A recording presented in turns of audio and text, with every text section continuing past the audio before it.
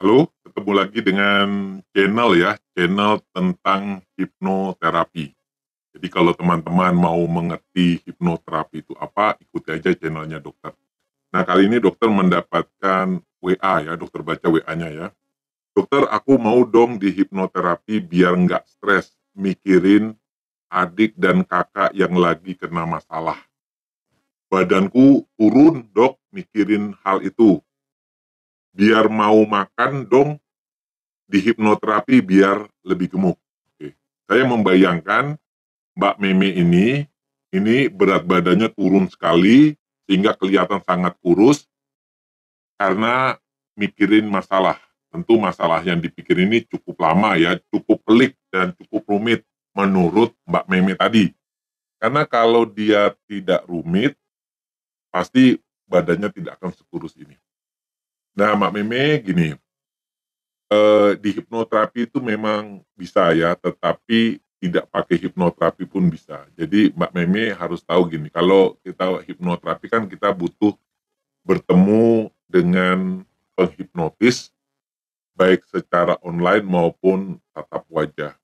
Nah, hipnoterapi itu bekerja supaya pikiran, rasa cemas dan takut kita ya karena gara mikirin mikirin saudara yang lagi punya masalah itu terjadi. Tetapi apakah dengan hipnoterapi masalahnya Kakak itu bisa teratasi? Tentu tidak ya.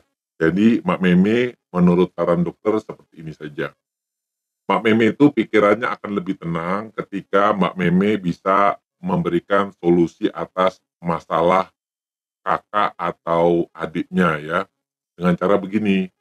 Jadi Mak Meme bukan cuma memikirkan, tapi Mbak Meme juga ikut menolong masalah saudaranya. Jadi Mbak Meme pergi aja temui saudaranya Mbak Meme ya, baik kakaknya maupun adiknya. Karena pada dasarnya ya, orang seberat apapun masalahnya, yang dibutuhkan pertama adalah teman curhat. Jadilah teman curhat yang baik. Nah, kalau kita mau menjadi teman curhat yang baik, itu seorang yang mengalami masalah, apalagi sudah sampai depresi, itu biasanya hanya membutuhkan teman yang mau mendengarkan masalahnya. Jadi ketika Mbak Meme pergi ke saudara, apalagi kalau bukan lewat telepon ya, tatap wajah, Mbak Meme dengarkan saja apa yang saudara keluhkan, dengarkan aja, dengarkan dengan fokus ya. Jadi seolah-olah Mbak Meme ini memang perhatian banget dengan saudara, dengarkan aja. Kalau perlu, Mbak Meme belikan sesuatu yang dari luar yang kesukaannya saudara, belikan sambil Mbak Meme mendengarkan keluhan saudaranya. Karena pada dasarnya masalah itu memang kadang-kadang itu bisa selesai sendiri dengan seiring waktu. Misalnya lah, Mbak Meme punya saudara yang berkenaan dengan pasangan hidupnya, ya, atau masalah yang harus dipasangi hidupnya. Karena Mbak Meme kan tidak bisa membuat pikiran pasangan hidupnya dari saudara temannya Meme itu bisa berubah, nggak bisa. Kita nggak bisa menyelesaikan masalah orang lain. Yang kita bisa selesaikan adalah masalah kita dan masalah saudara kita. Jadi ketika Mbak Meme bisa menjadi pendengar yang baik, itu sebenarnya hampir dikatakan masalah saudara Mbak Meme bisa selesai. Dengarkan aja yang baik. Nah, ketika mendengarkan, kecuali saudara Mbak Meme memberikan saran, gitu ya.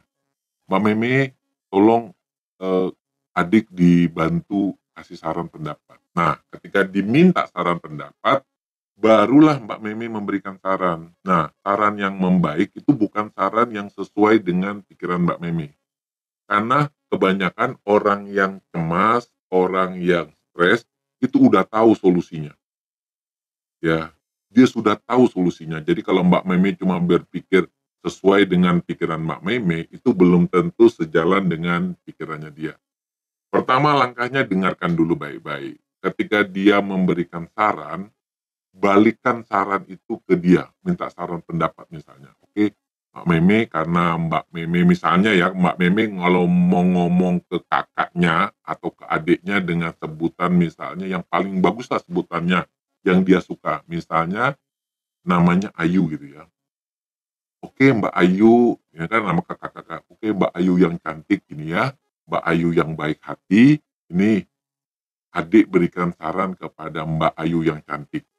Mbak Ayu, masalahnya Mbak Ayu memang benar-benar rumit. Jadi kita mengutarakan sesuatu yang kita sesuai dengan apa yang dia pikirkan. Karena bagi dia masalah yang rumit, jangan kita mengatakan Mbak Ayu punya masalah mudah banget kok, cuma begini-begini. Ingat, kalau teman-teman meremehkan masalahnya, seolah-olah Mbak saudara itu kayak bermain sandiwara, itu teman-teman tidak menolong sama sekali.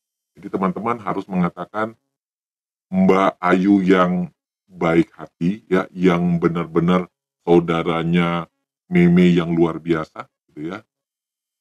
Mbak Meme mengerti bahwa Mbak Ayu yang cantik ini punya masalah yang rumit banget. Jadi sebutannya tuh sebutan yang membuat Mbak Meme itu dekat sekali dengan saudaranya. Oke. Jadi mari kita cari solusi. Nah, solusinya jangan dari Mbak Meme ya, solusinya dengan bicara begini. Nanti malam Mbak Ayu berdoa ya, kalau perlu berdoa sama-sama dengan saya gitu ya, berdoa ya, kita sama-sama berdoa. Kita cari solusi dari Tuhan. Lalu ajak dia malam-malam berdoa, kasih dia solusi. Nah, biasanya ketika kita meminta kepada Tuhan untuk memberikan solusi, maka mata batin kita atau hati nurani yang paling kecil itu akan memberikan jawaban. Misalnya, besok paginya ditanya lagi ke saudaranya, "Mbak, Mbak Ayu yang cantik bagaimana sih? Sudah dapat jawaban nggak lewat mimpi? Atau dapat jawaban dari kata hati?" Biasanya Mbak Mimi itu akan memberikan jawaban ya, "Tadi malam saya mimpi atau kata hati nurani saya disuruh mempertahankan rumah tangga saya disuruh mempertahankan, eee, suami saya atau istri saya," gitu ya. Atau solusinya mungkin kalau hati nurani biasanya sesuatu yang positif ya, atau disuruh misalnya, "Walaupun saya kehilangan pekerjaan, saya disuruh untuk usaha," gitu ya. Nah, kan jawabannya udah dapat.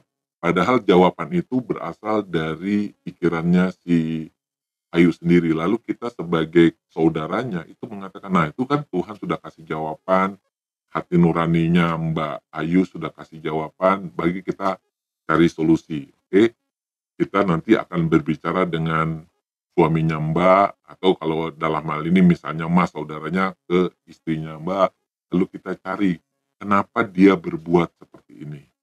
Karena setiap orang ketika ada masalah, itu sering terjadi karena miskomunikasi, ya bukan masalah sebenarnya. Misalnya kenapa pasangan hidupnya lari dengan perempuan lain, mari kita tanya kenapa dia bisa lari. Mungkin dia punya jawaban. Mungkin jawabannya selama ini Mbak Ayu kurang perhatian atau apa gitu ya. Nah, ketika suaminya ditanya, nanti ditanya, "Ini suaminya mau ndak, eee, solusi?" Tetapi yang disuruh mencari pertemuan itu jangan Mbak Meme ya, yang disuruh cari solusi itu loh Mbaknya sendiri, Mbaknya menghadap suaminya gitu ya, berbicara dari hati ke hati, bagaimana solusinya, apakah rumah tangganya mau dipertahankan. Nah, kalau rumah tangganya mau dipertahankan, bagaimana memupuk sesuatu yang ke depannya, misalnya eee, saudaranya Mbak Meme itu berubah ya, berubah perhatian atau apa, begitu juga dengan, suaminya mungkin harus sudah lebih care lagi kepada istrinya. Karena pada dasarnya tidak ada orang yang, tidak pernah berbuat salah, oke? Jadi di situ ada saling memaafkan. Kadang-kadang solusinya itu terletak di orang yang punya masalah. Kita tidak usah menjadi pahlawan kesiangan dengan memberikan solusi. Kita cuma membantu mendengarkan apa yang ingin diutarakan oleh pasien, lalu kita suruh saudara kita mencari solusinya sendiri dengan cara berdoa atau merenung. Oke teman-teman, tetap semangat.